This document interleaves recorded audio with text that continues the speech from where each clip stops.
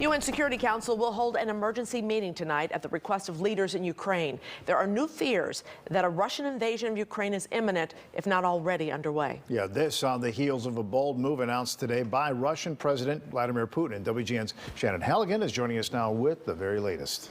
The Russian President Vladimir Putin ordered forces into eastern Ukraine, and this comes just hours after the Kremlin recognized the independence of the separatist regions. It's unclear when troops would enter Ukraine, but the U.S. and EU have promised swift sanctions against Russia.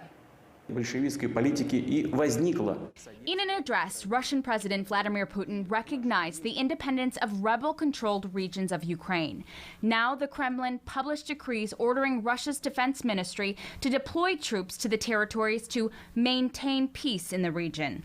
White House Press Secretary Jen Psaki issued a statement responding to what she called the blatant violation of Russia's international commitments, saying in part, "We have anticipated a move like this from Russia and are ready to respond immediately." President Biden will soon issue an executive order that will prohibit new investment, trade, and financing by U.S. persons to, from, or in the so-called DNR and LNR regions of Ukraine.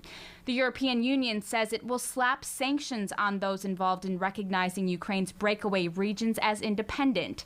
UK Prime Minister Boris Johnson called the move a breach of international law. I think it's a very ill omen and a very dark sign, and it certainly does not seem to me that it's certainly an indication, yet another indication, that things are moving in the wrong direction in Ukraine.